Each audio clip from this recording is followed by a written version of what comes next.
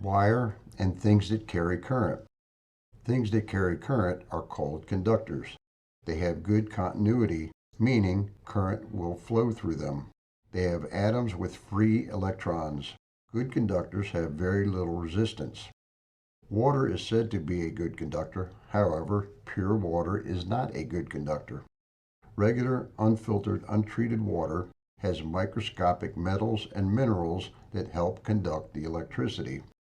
The human body also contains these same metals and minerals, which is why you must always practice safety when working with electricity. The better metals carry current the best, like gold, silver, and platinum, but they are expensive. Aluminum is a good conductor, lightweight and inexpensive, but over time becomes brittle.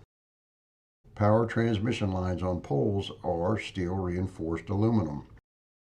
Copper is low cost and durable, which is why copper is the preferred metal to use in wire for almost everything leaving your panel and in most equipment. So let's talk about copper wire, as that is 99% of what you will work with the most. Copper wire is available in solid and stranded wire. Solid wire is used in structures that are not going to move, like inside the walls of your home or business. You may find some solid wiring in equipment where something is not expected to move. However, stranded wire is usually used because of its flexibility. Stranded wire also has different strand types based on the flexibility you need for certain applications. Let's look at a lamp cord strand versus this heavier building type stranded wire. Copper wire comes in many different amperage selections based on what you need, and also in many different insulation types.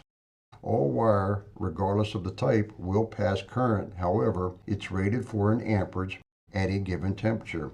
If you pass more current than it is rated for, it will resist the flow of current and overheat, then likely burn up. Additionally, everything that is rated at a certain temperature, whether it's wiring or the components that we will discuss later, if you exceed the temperature around it, the ambient temperature, the higher temperature lowers the amperage carrying ability. For example, if I have a 15 amp cord sitting in the sun for a while, it will likely only be able to carry 12 amps before overheating and burning up. Though I said copper wire has good continuity, carries current very well, and the electrons flow freely, everything has some resistance to current flow. The longer the wire, the more resistance you will have. So wire length has to be a consideration also. Additionally, anytime current flows through any wire, there will be a small amount of heat given off because it still has some resistance to the current flow, especially when you are nearing its amperage capacity. Keep in mind that an overheated cord may continue to carry current, but the overheating may have degraded the copper a little, causing more resistance, then causing more heat. The next time you have to change burnt wiring, make sure you take the time to understand why it burned.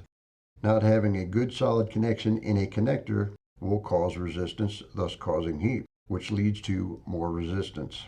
We will cover connectors in a later segment.